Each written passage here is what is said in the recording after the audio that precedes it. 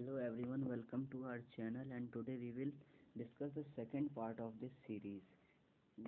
इस चैप्टर का जो सेकंड पार्ट है मतलब इसी सीरीज़ में आगे हम सेकंड पार्ट डिस्कस करने वाले हैं, तो आप लोग इस सीरीज़ को थोड़ा ध्यान से करिएगा। तो इसका क्वेश्चन नंबर 1 आता है, how reproduction in leishmania different from that in Plasmodium even though unicellular. अगर आप यहाँ देखें तो मतलब ऐसे क्वेश्चन देख के ना कंफ्यूज होइएगा कि ये क्वेश्चन 11 कहाँ से आ गया। इसके जो प्रीवियस 10 क्वेश्चन हैं वो पिछली वीडियो में डिस्कस करे गए हैं, तो आप वहाँ जाके चेक कर सकते हैं। तो इस क्वेश्चन में ये पूछा गया है कि लिस्मेनिया डिफरेंट होता है प्लाज्मोडियम से। रिप्रोडक्शन मतलब लिस्मेनिया और प्लाज्मोडियम दोनों ही यूनिसेलुलर हैं, लेकिन उनसे जो रिप्रोडक्शन होता है वो अलग अलग कैसे है। अब यहाँ पे देखिए, आपको जो चैप्टर्स के बेसिक्स हैं वो क्लियर होने चाहिए। अगर आपको ये नहीं पता कि लिस्मेनिया क्या होता है, प्लाज्मोडियम क्या होता है, ये यूनिसेलुलर क्या चीज़ है, तो आप ये नहीं कर पाएंगे। इसके लिए फिर आपको पहले चैप्टर पढ़ना पड़ेगा। तो इवन आपके बेसिक्स तो क्लियर होने ही चाहिए। तो इसका आंसर देखिएगा कि Leishmania show binary fission whereas Plasmodium show multiple fission. तो इसमें भी यही बात आ जाती है, अगर आपको ये नहीं पता कि बाइनरी फिजन क्या होता है, मल्टीपल फिजन क्या होता है, तो फिर आप ये नहीं कर पाएंगे। तो आपको इसका एटलीस्ट बेसिक तो क्लियर होना ही चाहिए। तो लिस्मेनिया बाइनरी फिजन करता है। बाइनरी फिजन मतलब एक ऑर्गेनिज्म से अगर दो ऑर्गेनिज्म बन रहे हैं तो उसको बाइनरी फिजन कहा जाएगा। अगर एक ही ऑर्गेनिज्म से बहुत सारे बन रहे हैं मतलब मैनी बन रहे हैं, बहुत सारे इनफाइनाइट बन रहे हैं, तो उसको मल्टीपल फिजन कहा जाएगा। तो ये डिफरेंस होता है। नेक्स्ट क्वेश्चन है कि mention reproductive parts of a flower. Flower के रिप्रोडक्टिव पार्ट्स क्या होते हैं। जो मेल रिप्रोडक्टिव पार्ट होता है फ्लावर में वो होता है स्टेमन, और जो फीमेल रिप्रोडक्टिव पार्ट होता है वो होता है पिस्टल। नेक्स्ट क्वेश्चन आता है हमारा, why child sex ratio declining at an alarming rate in India. हमारे यहाँ पे जो चाइल्ड रेशियो है वो घटता क्यों जा रहा है, मतलब बहुत ज़्यादा डिफरेंस क्यों आ रहा है। इसमें देखिए, हमारे यहाँ जो साइकोलॉजी होती है ना लोगों की, वो बहुत ही गलत है। लोगों को सिर्फ लड़के लड़के लड़के ही चाहिए, गर्ल्स नहीं चाहिए। अगर कई लोग हॉस्पिटल्स में ये भी चलता है कि एक्सरे करवा लेते हैं तो मदर के वॉम में ही उनकी मतलब हत्या करवा दी जाती है, अबॉर्शन हो जाता है।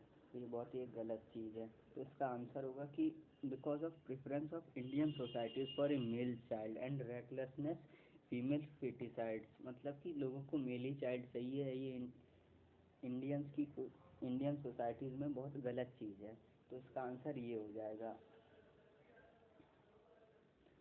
नेक्स्ट चीज़ आती है कि describe the asexual reproduction in amoeba. तो देखिए, बोर्ड एग्जाम्स में ना एक कला होती है कि आप आंसर को कितना खींच सकते हैं।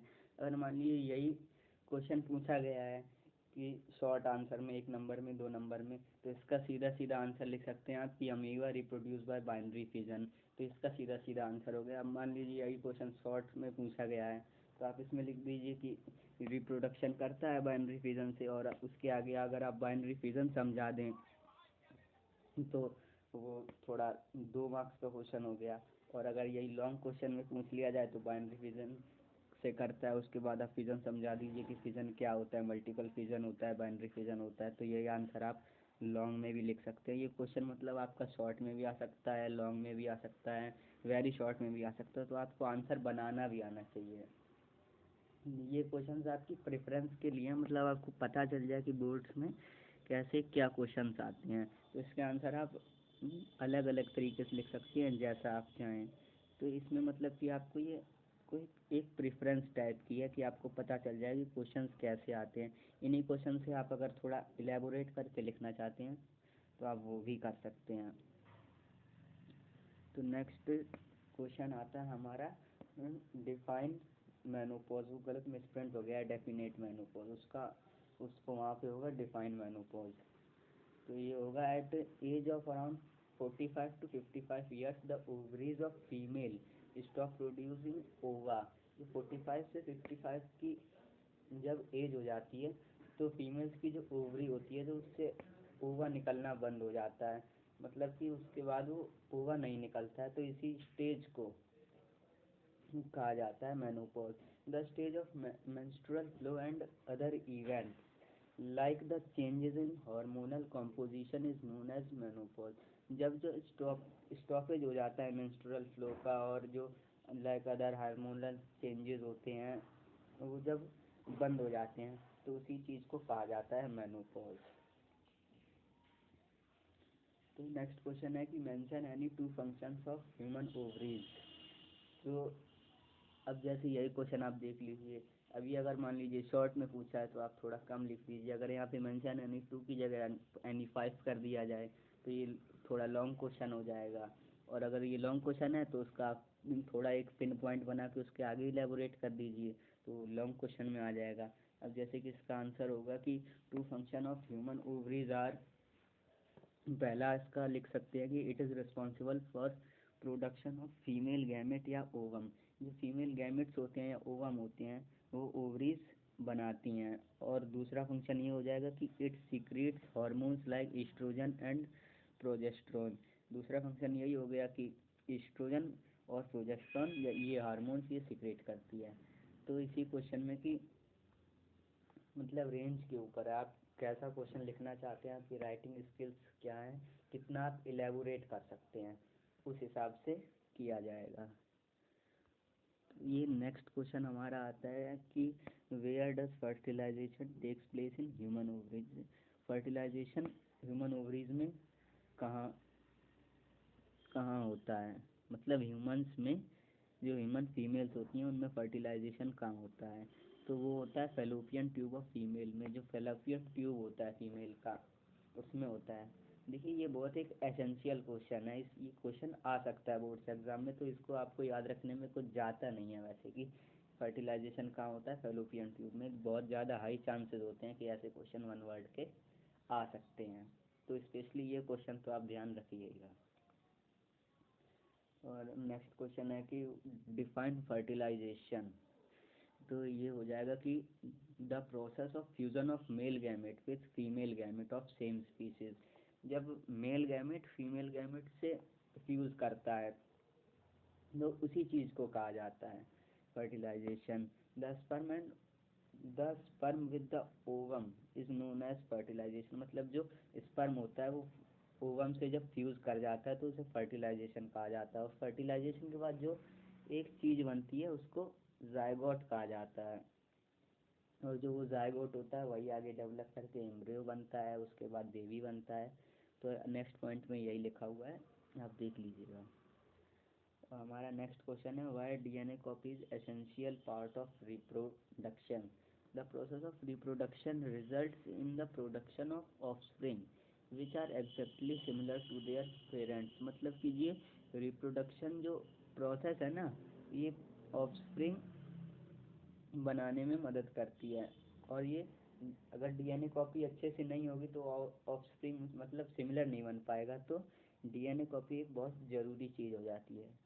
नेक्स्ट पॉइंट ये लिखा हुआ है कि DNA copying is accompanied by cell division that give rise to two cells. मतलब कि जो डीएनए कॉपी होती है वो सेल डिवीजन से अकर करती है और दो नए सेल्स बनाए जाते हैं। The exact blueprint of body design is inherited in the offspring due to DNA replication in the parent cell. मतलब कि ये जो ब्लूप्रिंट होता है ना वो ऑफस्प्रिंग का डीएनए से ही बनता है। अब देखिए यहाँ आपको एक बात बिल्कुल क्लियर कर दी जाएगी कि यहाँ पे फ्रॉम द स्क्रैच तो आपको नहीं बताया जाएगा कि मतलब इस एकदम बेसिक से बता रहे हैं कि क्या होता है कैसे होता है डीएनए क्या होता है। अब मान लीजिए कि यही क्वेश्चन आ गया कि डीएनए की फुल फॉर्म क्या है, तो अब वो आपको पता होना चाहिए। इसके लिए आपको पहला चैप्टर पढ़ा होना चाहिए। मतलब आपको यही समझ नहीं आ रहा कि ये क्या चल रहा है, मतलब इसमें बताया क्या जा रहा है, तो चैप्टर तो एटलीस्ट आपका क्लियर होना ही चाहिए। तो नेक्स्ट क्वेश्चन आता है what is pollination, describe cross pollination. अब देखिए यहाँ पे क्वेश्चन को थोड़ा शॉर्ट बना दिया गया, मतलब 3-4 नंबर का बना दिया गया है। अब अगर आप उनको थोड़ा थोड़ा कम करना होता, थोड़ा कम मार्क्स का बनाना होता तो यही पूछ लेते व्हाट इज पॉलिनेशन। यहाँ पे क्वेश्चन को इलेबोरेट किया गया है। तो इसका आंसर हो जाएगा the transfer of pollen grain from the anther to the stigma is called pollination. जो एंथर होता है उससे स्टिग्मा पे जब पोलन ग्रेन जाता है तो उस प्रोसेस को ही पॉलिनेशन कहा जाता है। Pollination pollen grain are shed from the anther to reach stigma, either the same flower or different। मतलब कि स्टिग्मा, एंथर से पोलन ग्रेन शेड होता है और स्टिग्मा पे चला जाता है। वो अपने ही फ्लावर के स्टिग्मा पे भी जा सकता है और दूसरे फ्लावर के स्टिग्मा पे भी जा सकता है। और यहाँ पे डेफिनेशन लिखी हुई है क्रॉस पोलिनेशन की, the transfer of pollen grain from the anther of one flower to the stigma of another. मतलब कि एक एंथर से, एक फ्लावर के एंथर से अगर दूसरे फ्लावर के स्टेमन पे पोलन ग्रेन चला जाए तो उस, और अगर वो फर्टिलाइजेशन वहाँ पे अकर हो गया तो उसी प्रोसेस को क्रॉस पॉलिनेशन कहा जाएगा। आज के लिए इतना ही, बाकी मिलते हैं अपने नेक्स्ट सेशन में।